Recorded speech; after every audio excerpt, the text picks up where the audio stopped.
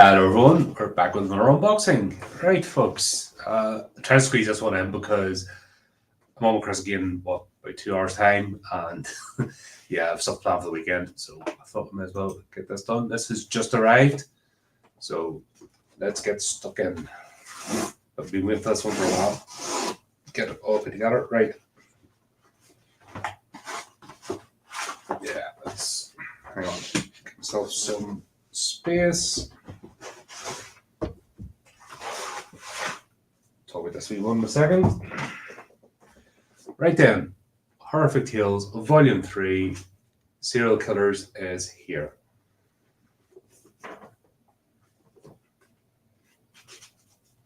Just a quick flick. Oh, flip. So I'm good already, right?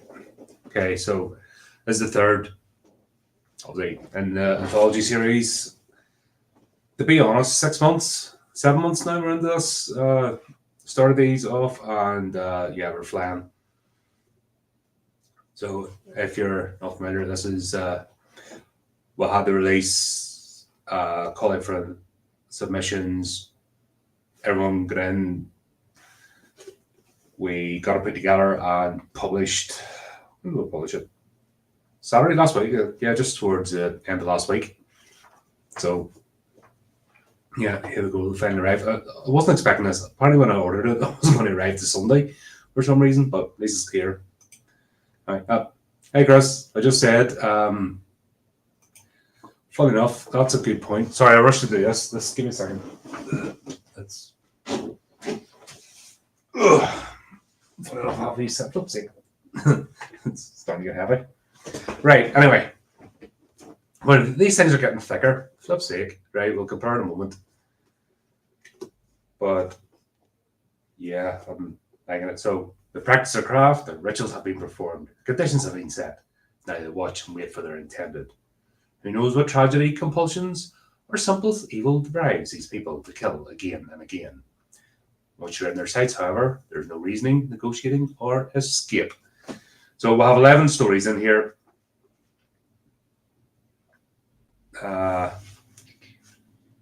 Passion Share by Gary Batchelor, Have Axe Will Travel by Anthony M. Caro, Diary of the Red Spike by Matt Martinek, Curious Life of a Serial Killer by Dale Gibson, The Water's Life by John Dodd, Adrienne by Jean Baker, Hand Delivered by M. Perkis, Enigma Mortis by Eli Bales. He has a wee bit of play on words there. Interview with a Serial Killer by Stephen Knight, Ruination by Arthur L., and Peggy by some twat who thinks he can write me. Right. So there we go.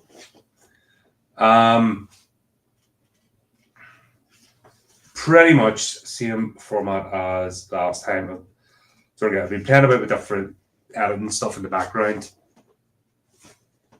and honestly, it's looking really well on the page. So once again,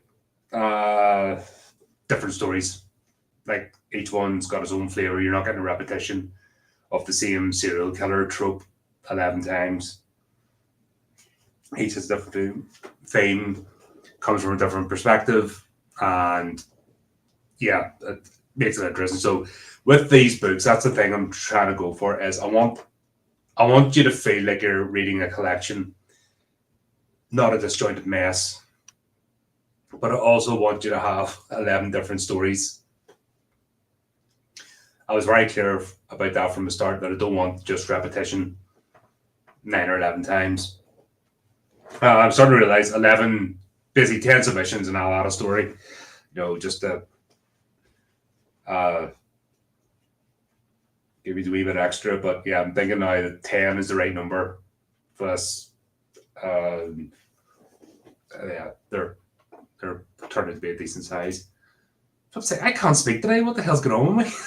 Sorry about this. I'm flipping my mouse. Thanks, mate.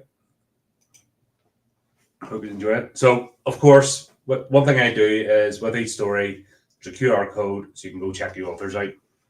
So, once again, we have 2 new authors that have taken part. It's Matt Martinek and M. Perkis, and everyone else you'd have met before or been on encountered. So I'm always trying to keep that balance of having new writers come on board, but also people and their work.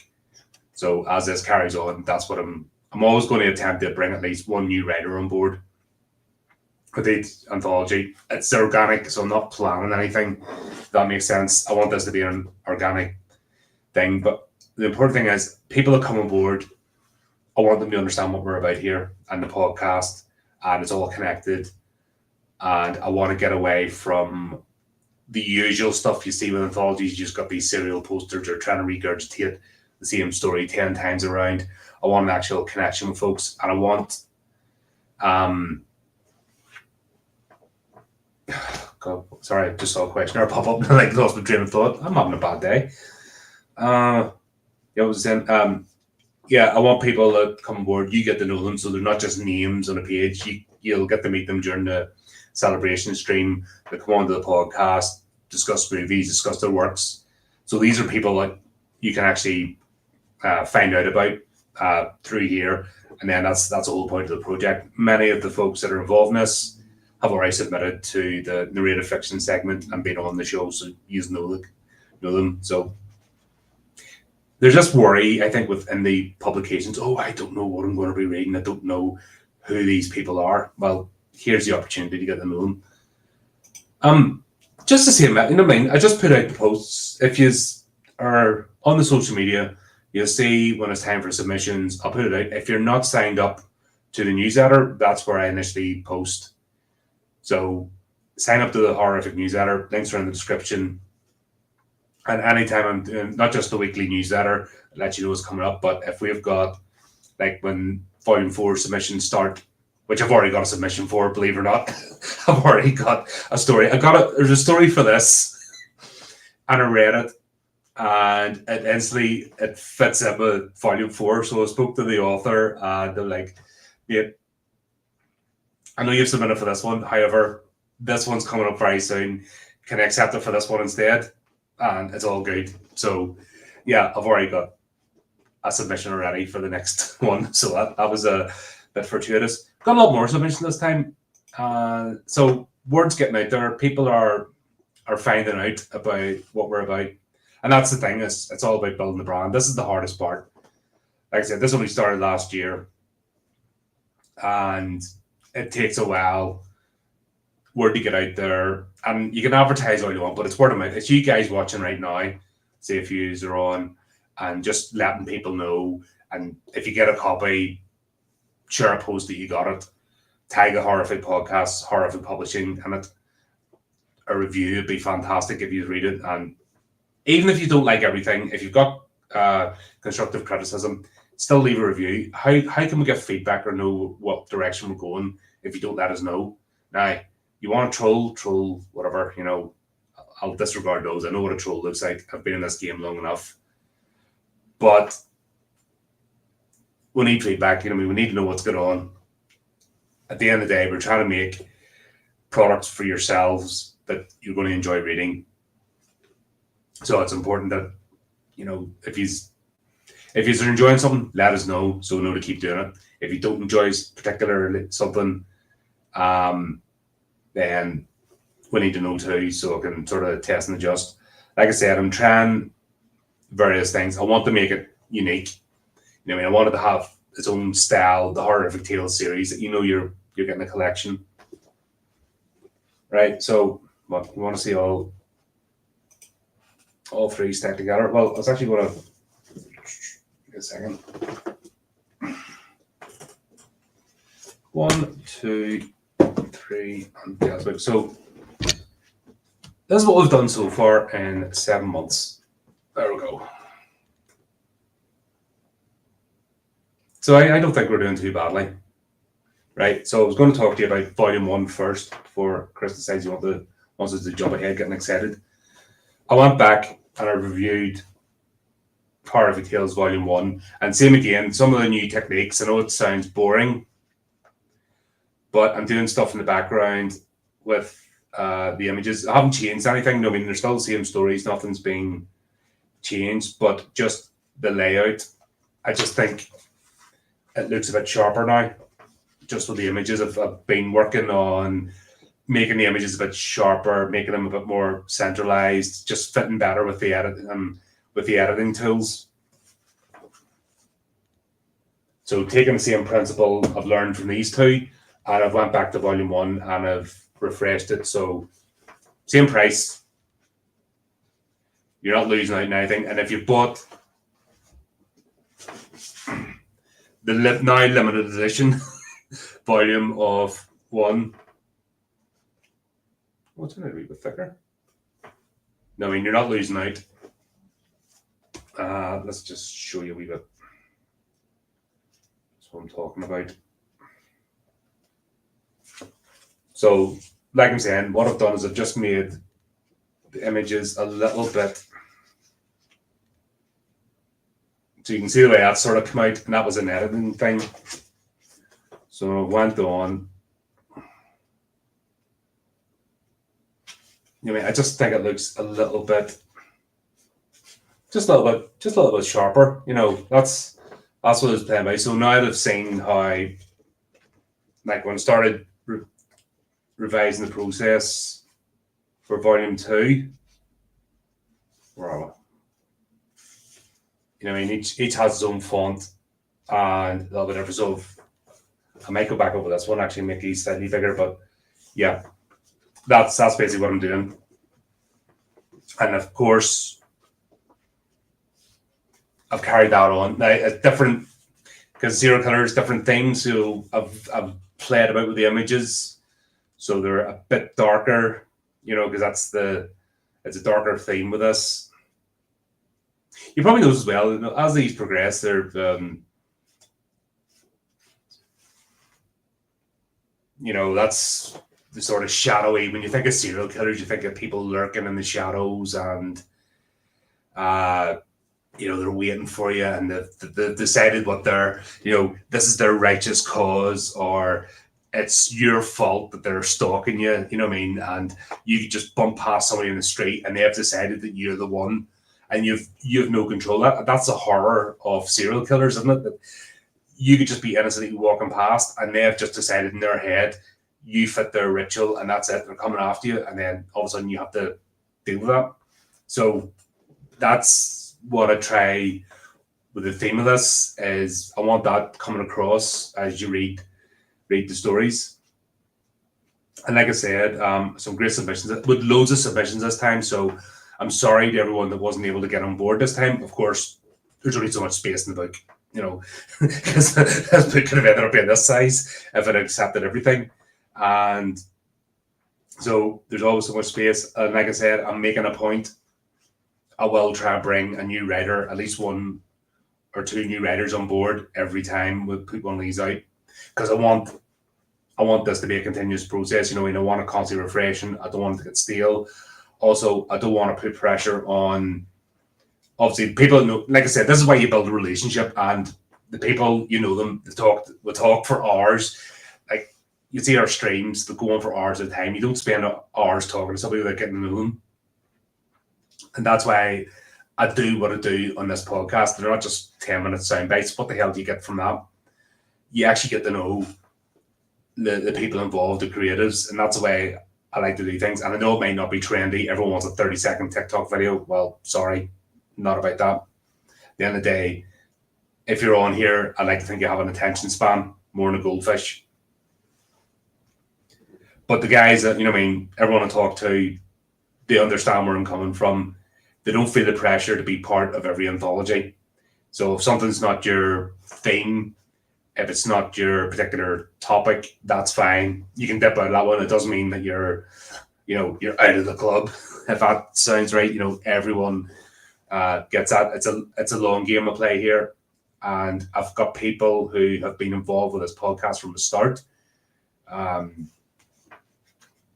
Dale, Gene, for an example, Gene Baker, Gary's, hadn't spoke to him in about a year and a half, you know, and he come back on board. That's him now part of two of these anthologies. So, like I said, Matt, he's brand new author. Hopefully, get to talk to him in the celebration stream and get to know him.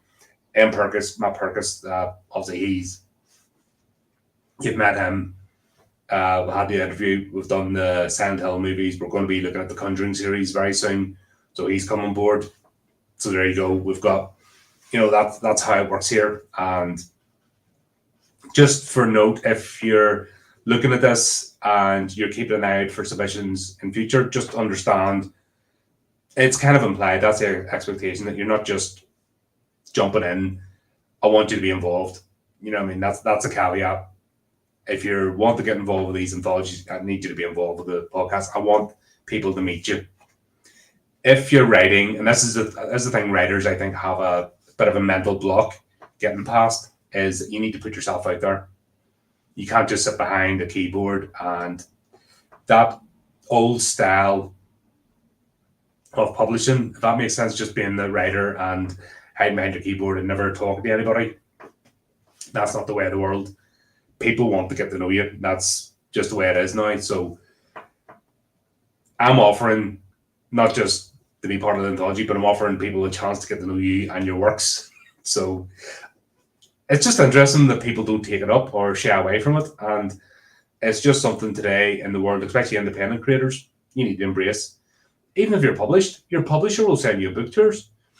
If you're recently published, I mean, you'll go and you'll do interviews and stuff as well. So there's no getting away from it. You have to be part of the promotion. That's the way of the world. But yeah, I just hope we can do it in a nice, fun way that people enjoy actually being part of the process. That's what I want to do here, is just take the pain out of it. So now it's just a matter of you folks getting out there and picking these up. Thanks, mate. I'm always trying to do that. And like I said, the more people talk to me, the more feedback I get, the more I can know the direction and change. I'm not about, this isn't an ego trip or a vanity project. I want this to be a serious concern. At the end of the day, I'm trying to build something here. I've built the 5 years of the podcast. We're busier than ever. It doesn't stop here. This is something from speaking to creatives through the Horrific Chat segment and the struggles people have and just how hard it is to get your name out there. I want to be part of the solution. You know what I mean? There's no point sitting going, oh, well, that's terrible. If you're not prepared to put step up and do something about it. So this is my way of just trying to give, in particular, the authors that have been part of the podcast for so long, a little extra. It's not going to change their lives or anything, but at least it's a little way that they can get their work out there as well. And then through the podcast with something else to talk about and let you know what's happening. This is all in preparation as well. You might be wondering why I'm going at lightning fast pace. I have plans for next year, so I want at least, this is going to carry on. I mean, it's not a flash in the pan, but I'm trying to get as many books published this year as possible, because next year we've got more plans, and we'll talk about that in the birthday stream. So the end of September, we've got the birthday stream coming up, and we're going to talk about the plans for 2026. We're not stopping. Don't get me wrong. This is not a 5-minute thing. And anyone that knows me knows what I'm about. And I don't say things lightly. But there you go. This is shaping up nicely. By the way, that's my extra copy for the library, because, of course, whenever I publish these, I have to actually submit. It's a thing by UK law. If you're a publisher, you have to submit copies to the British Library as part of their archives. So that's another thing that we do here as well. I don't just publish on Amazon. It's published multi-platform, and I'm trying to get into bookstores as well. That's all part of a bigger thing. So it's more than just a flash of and just people buy online. I mean, I'm wanting this to get established. I've seen that with publishers too. They all just, print the KDB and that's it. End of story. They don't do anything else. And then they disappear. I've seen loads of publishers disappear, in the 5 years that the podcast and have been talking to authors.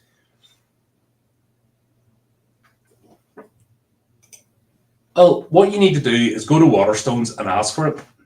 I have I actually have the agreement signed and it's all set up. I need people to actually go to Waterstones and ask. Like I said, this is all what I now to have, because there's no point trying to plug with just one publication. I need about 5 or 6 of these under my belt that I'm showing they've got a back catalogue of work and that work is carrying on. So if you want to see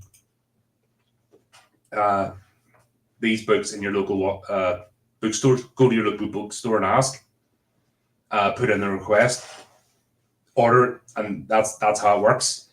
I can do the salesman thing and say blah blah blah, and then just go, oh, another sales call, click, and they'll put the phone down.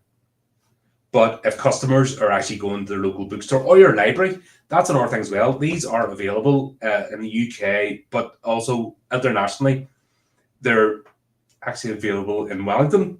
So if you're in Wellington in New Zealand and you want to go to your local library, you can get them there. That was a thing that I've been working on in the background too. I was keeping that sort of waiting until I got confirmation, but yeah, it just happened recently. So if you're in Wellington, New Zealand, and you want to go to your local library, copies are there. Just order them, and the library will bring them in. So you can go to your local library as well. Just ask, because like I said, these all get registered with the British Library and the libraries across the British Isles as part of the law. So there's like 6 copies. It's the Welsh, the Scottish. For some reason, there's an agreement that it goes to Dublin as well, the Irish Library, so they get a copy. What's the other one? There's 6 copies in total go to the various different libraries in the British Isles. So there you go. That's established as part of the network. Because the ISBN, has been registered with all these entities, you can go to your local library and order a copy. You can go to your local Waterstones and order a copy, but you have to order it. You have to ask them because they don't have them on shelves yet. And once you start getting orders, then they'll start stocking. If people go into the various Waterstones and start asking for copies, then they'll start putting in orders for them to be on the shelves as we speak. That's the way it works. But this takes time. This is all crap I'm having to do in the background. That's why I'm tired all the time, because I do this on a daily basis. I'm like reaching out and doing stuff and trying. I don't talk about it because these things take time to build up, and I don't like to put the scud in things. So I don't like to announce things too early until I actually confirm things are going to happen. But this is stuff I'm doing because I want the authors, I want their stories out there. I want people to get to know them rather than just the usual posts. I want to take this a step further. But there you go. There is where we're at. They are getting progressively thicker, aren't they? For flip's sake. I need to watch myself. Really pleased with that. Yeah. And if you understand where I was coming from with I want the theme, so you've got the series. Each one has its own unique identity. If you probably thought I was mad when I was talking at the start of what I was trying to do, but that's the idea, that each one has its own theme, but it's part of the Horrific Tales segment. So you can't really put that on a social media post.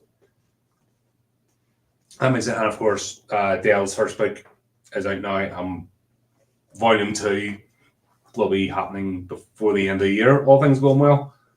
So that's all in the works too, and with a couple of other things planned, waiting on getting the final steps together. So and then Volume 4, I'm waiting until beginning of September to open up submissions for that after the celebration stream. That's normally traditionally what I do, is when I have a celebration stream, I let people know what the next theme's going to be, and then I'm going to wait till the end of.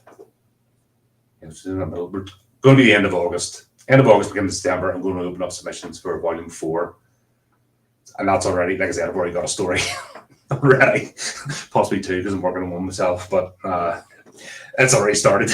I haven't even got this one published. I've already started the 4th one. But that's mad, isn't it? But there you go. There's that. Hope you enjoy it.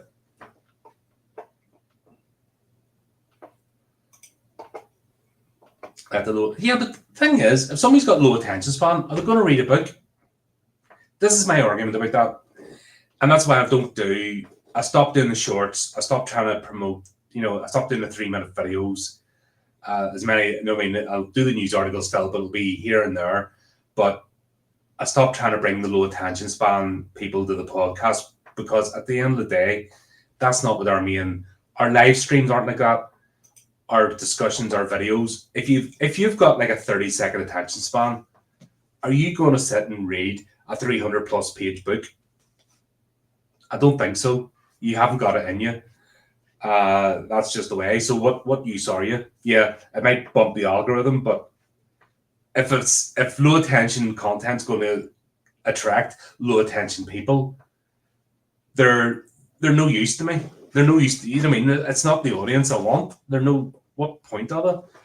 Just for sound bites? That's not what I do here. Even this unboxing video, I think this is already, most unboxing videos are 10 minutes long, and they're pre-recorded. What use is that to me? I want to be here. I want to talk to you guys in the audience. I want to have a discussion. I want to hear what you think. And like I said, we can have the discussion. You can ask me things, and I'll explain my reasonings live. Not some clipped, pre-recorded, corporate statement. I'm not about that shit. And that's what I don't want this to be. So this is still at the point where I'm, obviously the main focus, keeping it together. As it expands, I'll need help. But I've got a team behind me that's going to do that. But then it becomes more official, and people will get official roles as this expands. I'm looking forward to that, but I still want that idea that we talk. It's a small, close-knit community. I don't like that word, but group of people that have got the same vision for what they want independent horror to be about, and strip away the nonsense, strip away the clicks, strip away the one-upmanship. Just generally enjoy the genre. And I don't want to just stick to one theme or style. I want to explore all aspects of horror. And I think I've demonstrated that in the channel. So if you look at the channel and you look at the wide-ranging aspects of horror we already covered, I'm going to bring that to the anthologies. So if there's a particular thing you enjoy, pick up the relevant volume. If you're a collector, get the whole thing. If you're like me and you don't want to just read the same thing all the time, you want to read different types of stories, then this anthology series is for you, because that's what we're about. I want to explore all aspects, and it's helped me too, even with my writing. I need a purpose. I'm not just somebody who just writes for the sake of it. I'm more of a hobby writer than a serious, want to be a famous author or anything like that. I'm a hobby writer. I'm happy with that, but it makes me stretch myself, because I feel like I'm not going to ask people to submit stuff I'm not prepared to do it myself, if that makes sense. So I'm always going to step up, put a story in. It's not even for a vanity thing. It's it's just an extra. As part of that's what I said. Even if I didn't put a story in, there's still the 10 spots, and that's I just think that's a nice number now to. Yep. Flipsy, I got a sticker again. Yep. Right. So these are gradually getting bigger. No, I'm really pleased this time. Came out a bit of a longer time slot. Normally I only do 2 months. Normally it's 8 weeks. Put the submissions out for to give people a chance. This one was a bit longer because I had Dale's first book coming out, and I wanted to get that sort of in there, and I didn't want another anthology entry jumping over the top of it, because obviously if I'm taking on authors and I'm getting their works out there, I want people to have a chance to actually pick it up without overriding with other things. So that's what I'm trying to do. Next year, I'm possibly taking on more authors as well. So not only are you going to have the HORRORific Tales, but you're going to have more authors and their works coming out as part of HORRORific Publishing. And it's exciting and daunting at the same time. I wasn't expecting that to happen so quickly, but here we are. It is what it is, and I'm looking forward to the challenge. because then you have the responsibility of trying to help people, individuals as well, get their work out there, get known, get a foothold, get themselves established.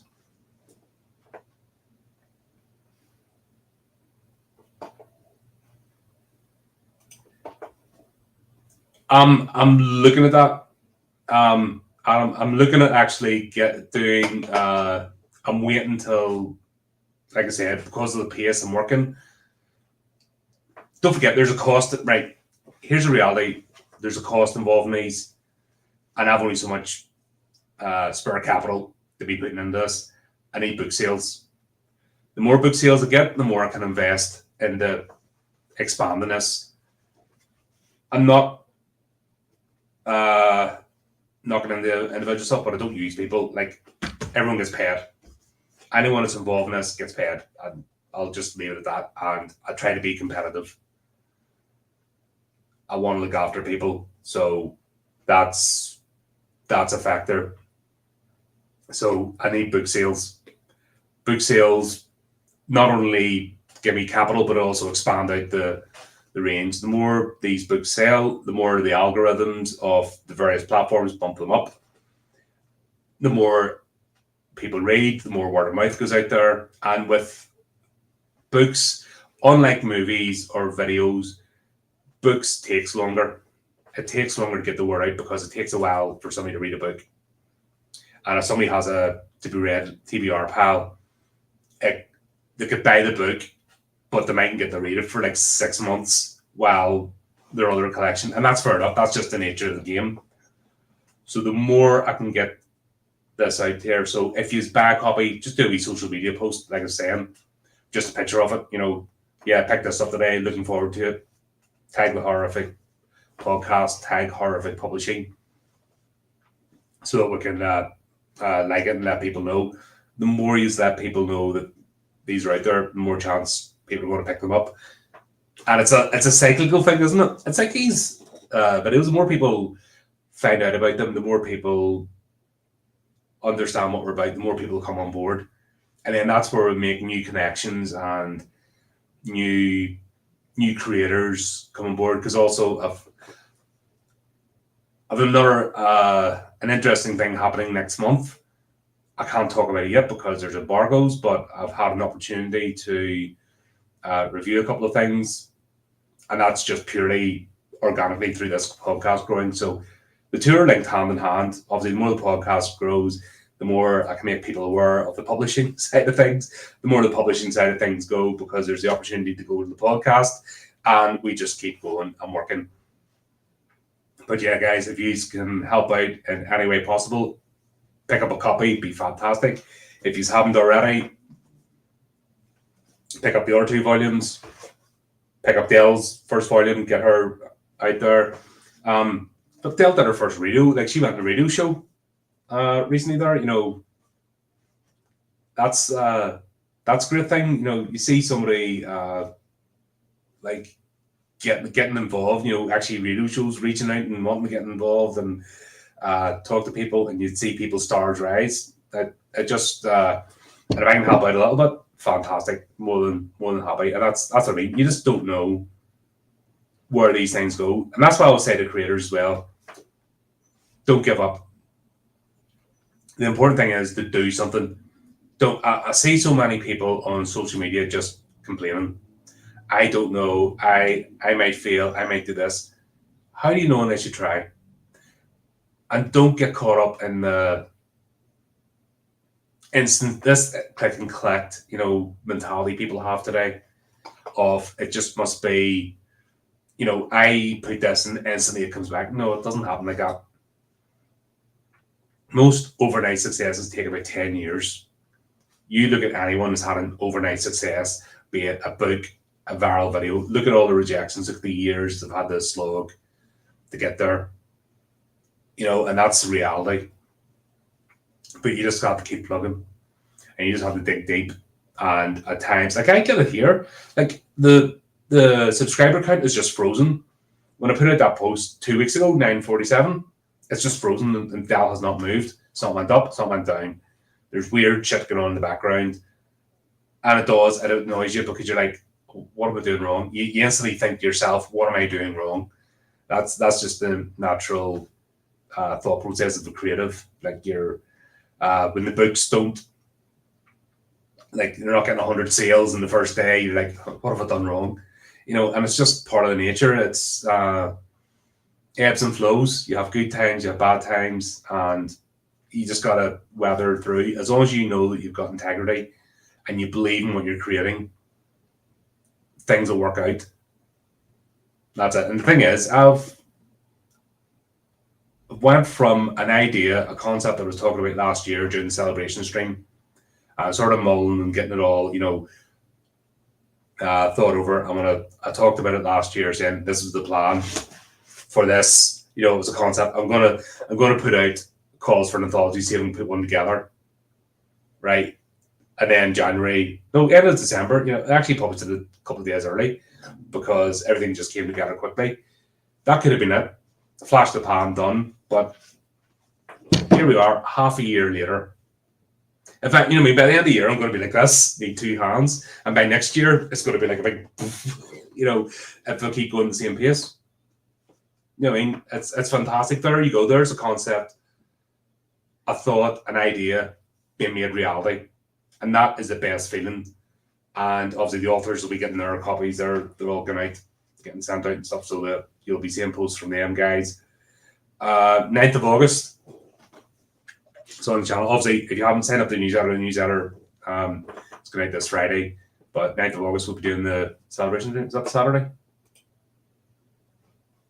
Yes, that's right. 9th of August, yeah. Celebration stream. So as many of the authors can make it as possible beyond that, and usual format, we'll just have a chat, we'll nerd out, we'll argue over movies as well, and various things, and we'll just talk about the thought processes and behind the stories, and just generally hang out and have fun. That's it. And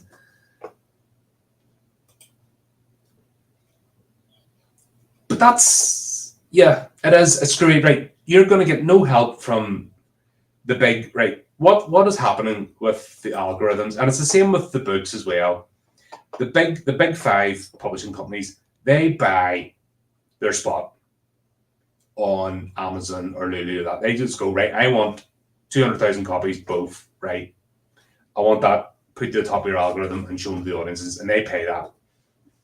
They pay millions to get that happening. It's the same with the bookstores. They offer stupid discounts and rates, because they can afford to have a printing company dedicated to their books. I can't. I have to use what I use. They buy their way in. It's the same as now the TV. You're starting to see the late night dopey shows appearing again.